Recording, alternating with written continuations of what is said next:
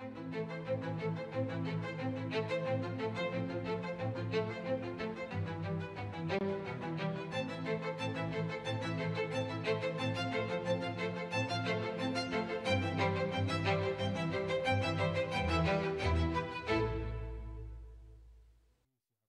प्यारे देशवासियों, नमस्कार।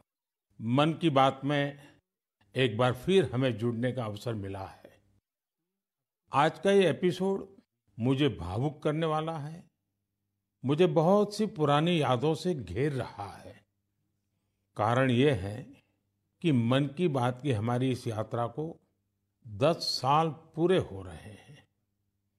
10 साल पहले मन की बात का प्रारंभ 3 अक्टूबर को विजयादशमी के दिन हुआ था। और ये कितना पवित्र संयोग है कि इस साल 3 अक्टूबर को जब मन की बात के 10 वर्ष पूरे होंगे, तब नवरात्रि का पहला दिन होगा। मन की बात की इस लंबी यात्रा के कई ऐसे पड़ाव हैं जिन्हें मैं कभी भूल नहीं सकता। मन की बात के करोड़ों श्रोता हमारी इस यात्रा के ऐसे साथी हैं जिनका मुझे निरंतर सहयोग मिलता रहा। देश के कोने कोने से उन्होंने जानकारियां उपलब्ध कराई। मन की बात के श्रोता ही इस कार्यक्रम के असली सूत्रधार हैं। आमतौर पर एक धारणा ऐसी घर कर गई है कि जब तक चटपटी बातें ना हो, नकारात्मक बातें ना हो, तब तक उसको ज्यादा तवज्जो नहीं मिलती है। लेकिन मन की बात ने साबित किया है कि देश के लोगों में पॉजिटिव जानकारी की कितनी भूख है। पॉजिटिव बातें, प्रेरणा से भर देने वाले उदाहरण, हौसला देने वाली गाथाएं लोगों को बहुत पसंद आती हैं। जैसे एक पक्षी होता है चकोर, जिसके बारे में कहा जाता है कि वो सिर्फ वर्षा की बूंद ही पीता है। मन की बात में हमने देखा कि लोग भी चकोर पक्षी की तरह देश की उपलब्धियों को, लोगों की सामूहिक उपलब्धियों को कितने गर्व से सुनते हैं। मन की बात की 10 वर्ष की यात्रा ने एक ऐसी माला तैयार की है जिसमें हर एपिसोड के साथ नई गाथाएं, नए कीर्तिमान, नए व्यक्तित्व जुड़ जाते हैं। हमारे समाज में सामूहिकता की भावना के साथ जो भी काम हो रहा हो, उन्हें मन की बात के द्वारा सम्मान मिलता है। मेरा मन भी तभी गर्व से भर जाता है जब मैं मन की बात के लिए आई चिट्ठियों को पढ़ता हूं। हमारे देश में कितने प्रतिभावान लोग हैं, उनमें देश और समाज की सेवा करने का कितना जज्बा है। वो लोगों की निस्वार्थ भाव से सेवा करने में अपना पूरा जीवन समर्पित कर देते हैं। उनके बारे में जानकर मैं ऊर्जा से भर जाता हूं। मन की बात की ये पूरी प्रक्रिया मेरे लिए ऐसी है जैसे मंदिर जाकर के ईश्वर के दर्शन करना। मन की बात की हर बात को, हर घटना को, हर चिट्ठी को मैं याद करता हूं तो ऐसा लगता है कि मैं जनता जनार्दन, जो मेरे लिए ईश्वर का रूप है, मैं उनका दर्शन कर रहा हूं। साथियों, मैं आज दूरदर्शन, प्रसार भारती और ऑल इंडिया रेडियो से जुड़े सभी लोगों की भी सराहना करूंगा। उनके अथक प्रयासों से मन की बात इस महत्वपूर्ण पड़ाव तक पहुंचा है। मैं विभिन्न टीवी चैनल्स को, रीजनल टीवी चैनल्स का भी आभारी हूं जिन्होंने लगातार इसे दिखाया है। मन की बात के द्वारा हमने जिन मुद्दों को उठाया, उन्हें लेकर कई मीडिया हाउसेस ने मुहिम भी चलाई। मैं प्रिंट मीडिया को भी धन्यवाद देता हूं कि उन्होंने इसे घर घर तक पहुंचाया। मैं उन यूट्यूबर्स को भी धन्यवाद दूंगा जिन्होंने मन की बात पर अनेक कार्यक्रम किए। इस कार्यक्रम को देश की 22 भाषाओं के साथ 12 विदेशी भाषाओं में भी सुना जा सकता है। मुझे अच्छा लगता है जब लोग ये कहते हैं कि उन्होंने मन की बात कार्यक्रम को अपनी स्थानीय भाषा में सुना। आप में से बहुत से लोगों को ये पता होगा कि मन की बात कार्यक्रम पर आधारित एक क्विज कंपटीशन भी चल रहा है, जिसमें कोई भी व्यक्ति हिस्सा ले सकता है। mygov.in पर जाकर आप इस कंपटीशन में हिस्सा ले सकते हैं और इनाम भी जीत सकते हैं। आज इस महत्वपूर्ण पड़ाव पर मैं एक बार फिर आप सबसे आशीर्वाद मांगता हूं। पवित्र मन और पूर्ण समर्पण भाव से मैं इसी तरह भारत के लोगों की महानता के गीत गाता रहूं। देश की सामूहिक शक्ति को हम सब इसी तरह सेलिब्रेट करते रहें, यही मेरी ईश्वर से प्रार्थना है, जनता जनार्दन से प्रार्थना है। मेरे प्यारे देशवासियों, पिछले कुछ सप्ताह से देश के अलग अलग हिस्सों में जबरदस्त बारिश हो रही है। बारिश का ये मौसम हमें याद दिलाता है कि जल संरक्षण कितना जरूरी है, पानी बचाना कितना जरूरी है। बारिश के दिनों में बचाया गया पानी जल संकट के महीनों में बहुत मदद करता है और यही कैच द रेन जैसे अभियानों की भावना है। मुझे खुशी है कि पानी के संरक्षण को लेकर कई लोग नई पहल कर रहे हैं। ऐसा ही एक प्रयास उत्तर प्रदेश के झांसी में देखने को मिला है। आप जानते ही हैं कि झांसी बुंदेलखंड में है, जिसकी पहचान पानी की किल्लत से जुड़ी हुई है। यहाँ झांसी में कुछ महिलाओं ने गुरारी नदी को नया जीवन दिया है। ये महिलाएं सेल्फ हेल्प ग्रुप से जुड़ी हैं और उन्होंने जल सहेली बनकर इस अभियान का नेतृत्व किया है। इन महिलाओं ने मृतप्राय हो चुकी गुरारी नदी को जिस तरह से बचाया है, उसकी किसी ने कल्पना भी नहीं की होगी। इन जल सहेलियों ने बोरियों में बालू भरकर चेकडैम तैयार किया, बारिश का पानी बर्बाद होने से रोका और नदी को पानी से लबालब कर दिया। इन महिलाओं ने सैकड़ों जलाशयों के निर्माण और उनके रिवाइवल में भी बढ़ चढ़कर हाथ बटाया है। इससे इस क्षेत्र के लोगों की पानी की समस्या तो दूर हुई ही है, उनके चेहरों पर खुशियां भी लौट आई हैं।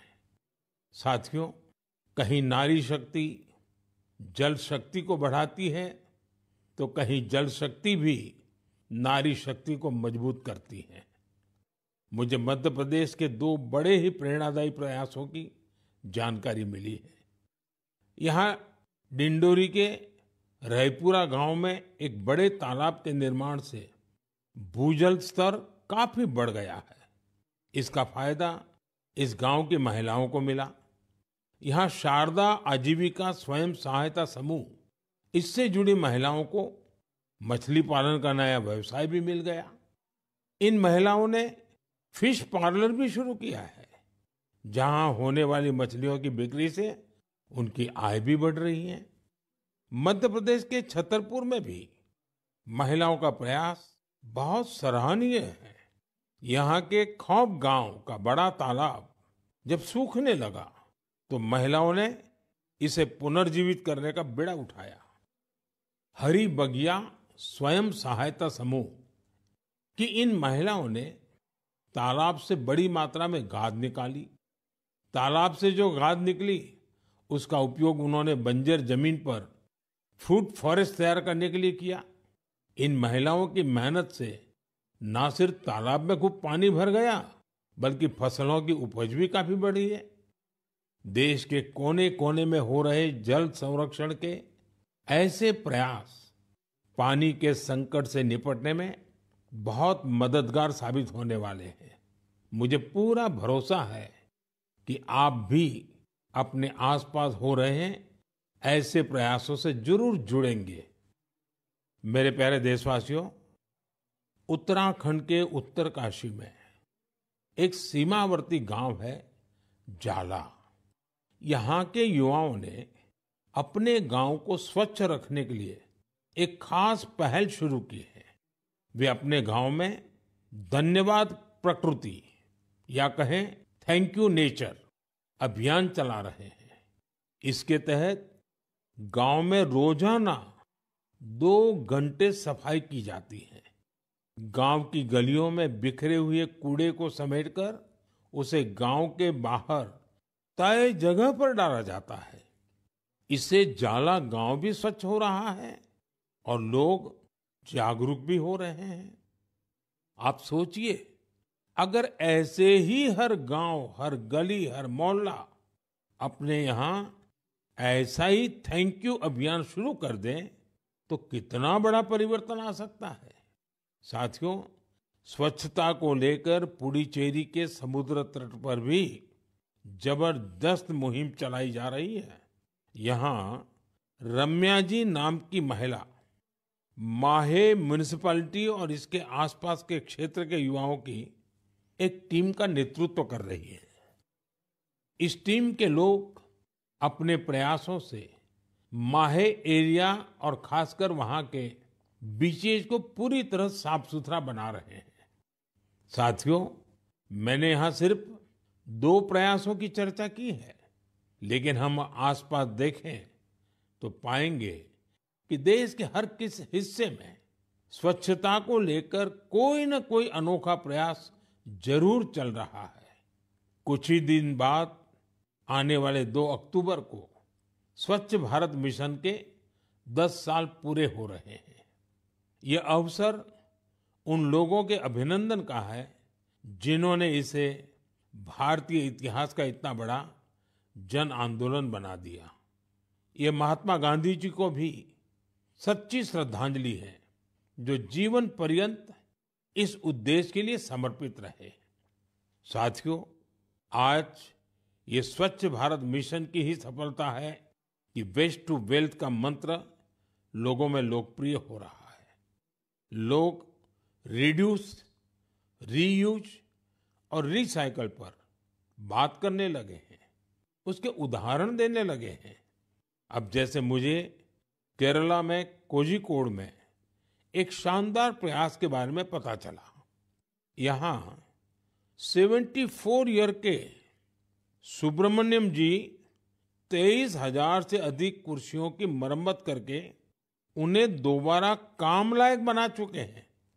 लोग तो उन्हें रिड्यूस, रीयूज और रिसाइकल यानी RRR चैंपियन भी कहते हैं।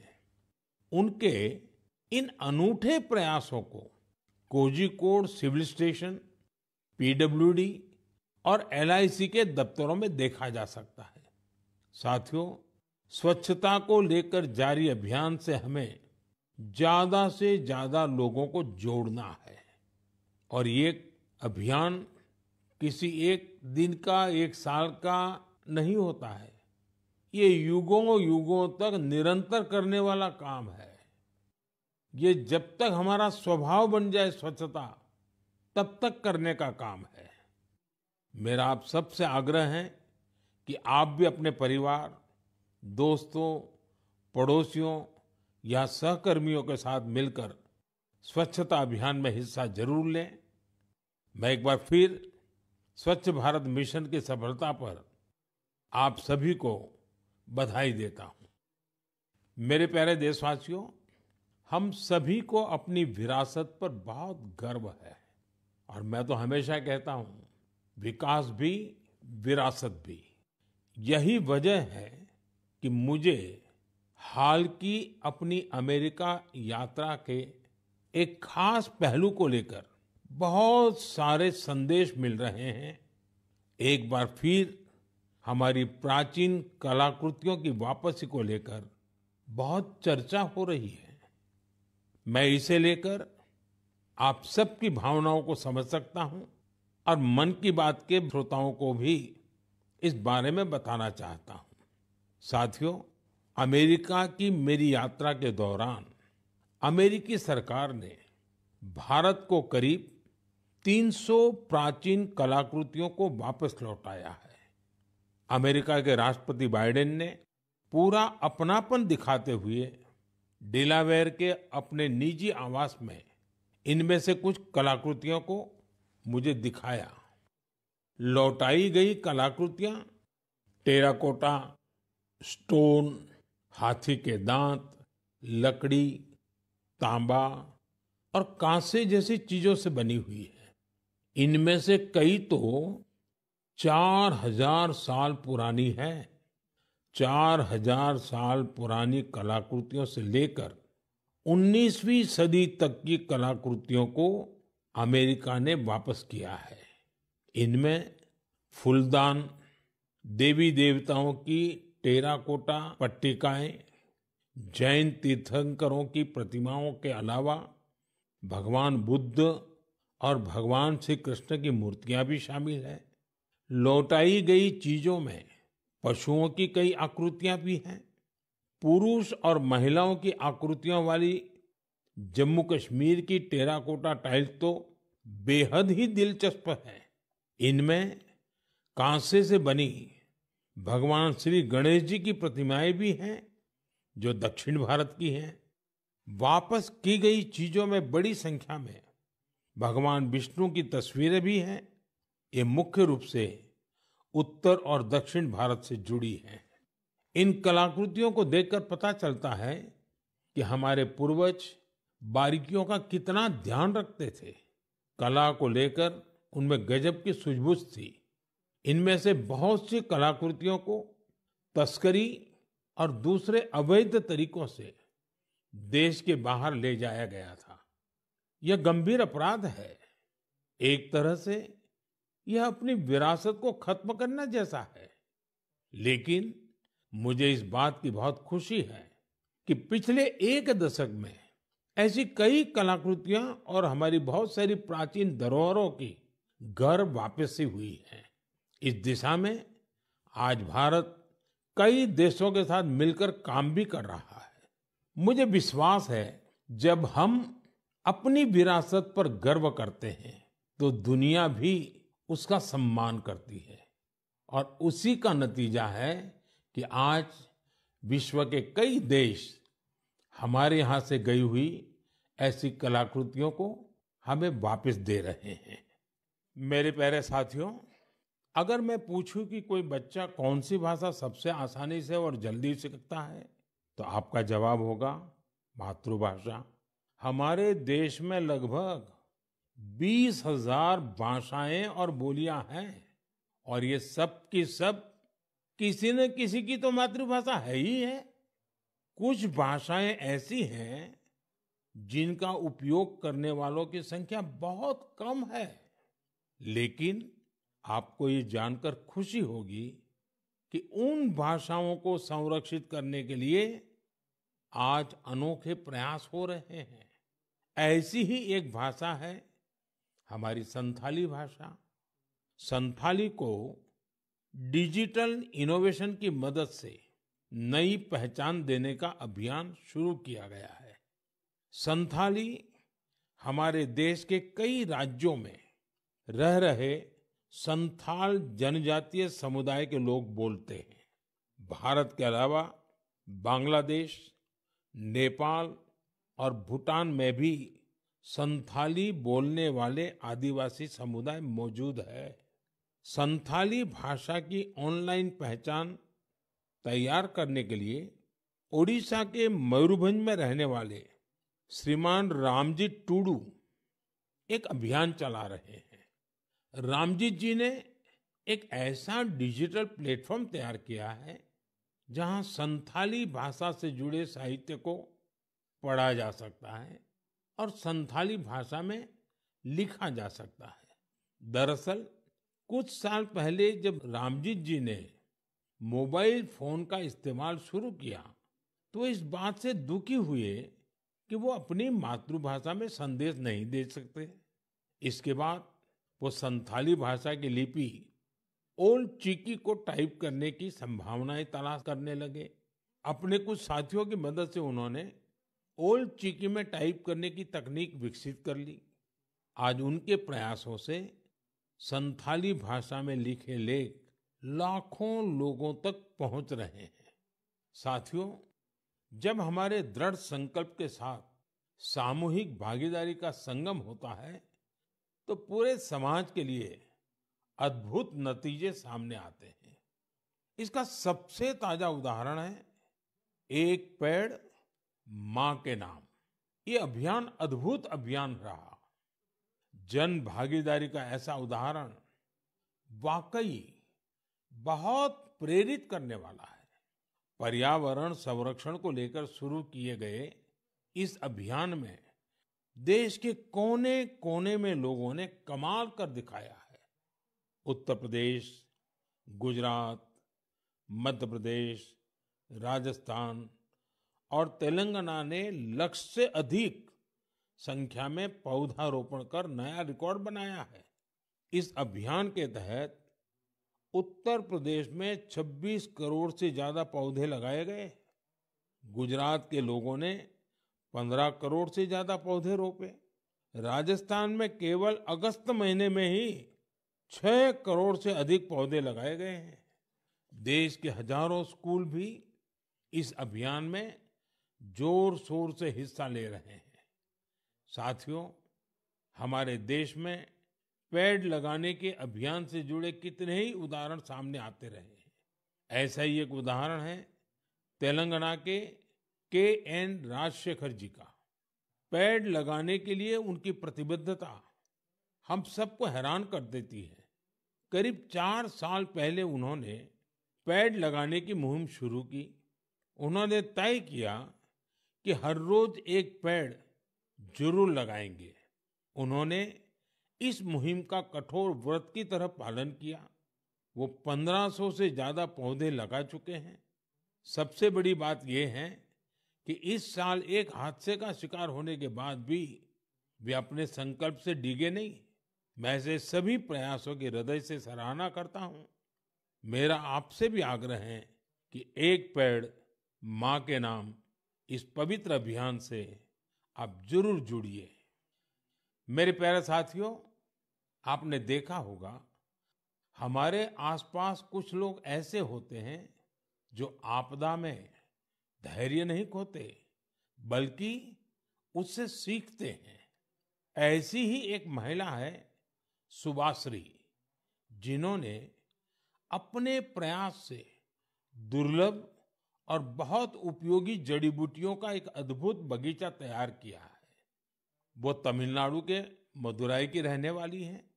वैसे तो पेशे से वो एक टीचर है, लेकिन औषधीय वनस्पतियां, मेडिकल हर्ब्स के प्रति उन्हें गहरा लगाव है। उनका ये लगाव 80 के दशक में तब शुरू हुआ जब एक बार उनके पिता को जहरीले सांप ने काट लिया। तब पारंपरिक जड़ी बूटियों ने उनके पिता की सेहत सुधारने में काफी मदद की थी। इस घटना के बाद उन्होंने पारंपरिक औषधियों और जड़ी बूटियों की खोज शुरू की। आज मदुराई के वेरीचियूर गांव में उनका अनोखा हर्बल गार्डन है, जिसमें 500 से ज्यादा दुर्लभ औषधीय पौधे हैं। अपने इस बगीचे को तैयार करने के लिए उन्होंने कड़ी मेहनत की है। एक एक पौधे को खोजने के लिए उन्होंने दूर दूर तक यात्राएं की, जानकारियां जुटाई और कई बार दूसरे लोगों से मदद भी मांगी। कोविड के समय उन्होंने इम्यूनिटी बढ़ाने वाली जड़ी बूटियां लोगों तक पहुंचाई। आज उनके हर्बल गार्डन को देखने के लिए लोग दूर दूर से आते हैं। वो सभी को हर्बल पौधों की जानकारी और उनके उपयोग के बारे में बताती हैं। सुभाश्री हमारी उस पारंपरिक विरासत को आगे बढ़ा रही हैं, जो सैकड़ों वर्षों से हमारी संस्कृति का हिस्सा है। उनका हर्बल गार्डन हमारे अतीत को भविष्य से जोड़ता है। उन्हें हमारी ढेर सारी शुभकामनाएं। साथियों, बदलते हुए इस समय में नेचर ऑफ जॉब्स बदल रही है और नए नए सेक्टर्स का उभार हो रहा है। जैसे gaming, animation, reel making, film making या पोस्टर मेकिंग, अगर इनमें से किसी स्किल में आप अच्छा प्रदर्शन कर सकते हैं तो आपके टैलेंट को बहुत बड़ा मंच मिल सकता है। अगर आप किसी बैंड से जुड़े हैं या फिर कम्युनिटी रेडियो के लिए काम करते हैं तो भी आपके लिए बहुत बड़ा अवसर है। आपके टैलेंट और क्रिएटिविटी को बढ़ावा देने के लिए भारत सरकार का सूचना और प्रसारण मंत्रालय ने क्रिएट इन इंडिया इस थीम के तहत 25 चैलेंजेस शुरू किए हैं। ये चैलेंजेस आपको जरूर दिलचस्प लगेंगे। कुछ चैलेंजेस तो म्यूजिक, एजुकेशन और यहाँ तक कि एंटी पायरेसी पर भी फोकस्ड है। इस आयोजन में कई सारे प्रोफेशनल ऑर्गेनाइजेशन भी शामिल हैं जो इन चैलेंजेस को अपना पूरा सपोर्ट दे रहे हैं। इनमें शामिल होने के लिए आप wavesindia.org पर लॉगिन कर सकते हैं। देश भर के क्रिएटर से मेरा विशेष आग्रह है कि वे इसमें जरूर हिस्सा लें और अपनी क्रिएटिविटी को सामने लाएं। मेरे प्यारे देशवासियों, इस महीने एक और महत्वपूर्ण अभियान के 10 साल पूरे हुए हैं। इस अभियान की सफलता में देश के बड़े उद्योगों से लेकर छोटे दुकानदारों तक का योगदान शामिल है। मैं बात कर रहा हूं मेक इन इंडिया की। आज मुझे ये देखकर बहुत खुशी मिलती है कि गरीब, मध्यम वर्ग और एमएसएमईज को इस अभियान से बहुत फायदा मिल रहा है। इस अभियान ने हर वर्ग के लोगों को अपना टैलेंट सामने लाने का अवसर दिया है। आज भारत मैन्युफैक्चरिंग का पावर हाउस बना है और देश की युवा शक्ति की वजह से दुनिया भर की नजरें हम पर है। ऑटोमोबाइल्स हो, टेक्सटाइल्स हो, एविएशन हो, इलेक्ट्रॉनिक्स हो या फिर डिफेंस, हर सेक्टर में देश का एक्सपोर्ट लगातार बढ़ रहा है। देश में एफडीआई का लगातार बढ़ना भी हमारे मेक इन इंडिया की सफलता की गाथा कह रहा है। अब हम मुख्य रूप से 2 चीजों पर फोकस कर रहे हैं। पहली है क्वालिटी, यानी हमारे देश में बनी चीजें ग्लोबल स्टैंडर्ड की हो। दूसरी है वोकल फॉर लोकल, यानी स्थानीय चीजों को ज्यादा से ज्यादा बढ़ावा मिले। मन की बात में हमने hashtag my product my pride की भी चर्चा की है। लोकल प्रोडक्ट को बढ़ावा देने से देश के लोगों को किस तरह से फायदा होता है, इसे एक उदाहरण से समझा जा सकता है। महाराष्ट्र के भंडारा जिले में टेक्सटाइल की एक पुरानी परंपरा है, Bhandara tussar silk handloom. Tussar silk अपने डिजाइन, रंग और मजबूती के लिए जानी जाती है। भंडारा के कुछ हिस्सों में 50 से भी अधिक सेल्फ हेल्प ग्रुप इसे संरक्षित करने का काम में जुटे हैं। इनमें महिलाओं की बहुत बड़ी भागीदारी है। यह सिल्क तेजी से लोकप्रिय हो रही है और स्थानीय समुदायों को सशक्त बना रही है। और यही तो मेक इन इंडिया की स्पिरिट है। साथियों, त्योहारों के इस मौसम में आप फिर से अपना पुराना संकल्प भी जरूर दोहराइए। कुछ भी खरीदेंगे वो मेड इन इंडिया ही होना चाहिए। कुछ भी गिफ्ट देंगे वो भी मेड इन इंडिया ही होना चाहिए।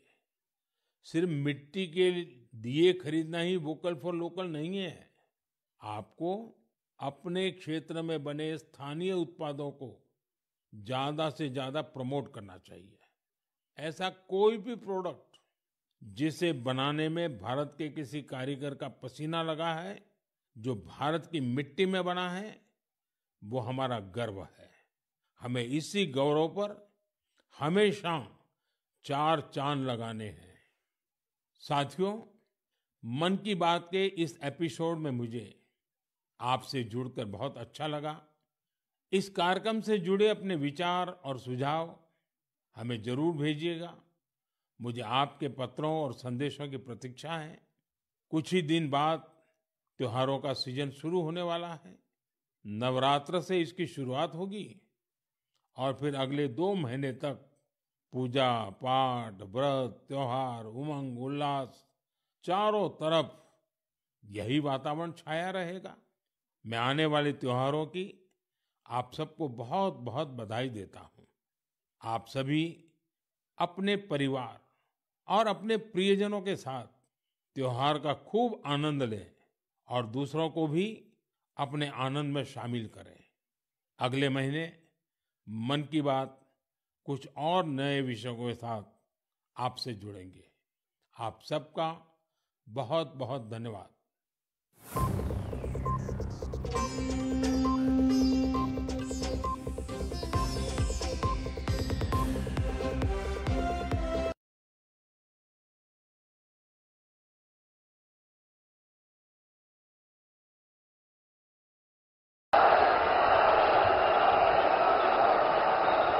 भारत माता की, भारत माता की।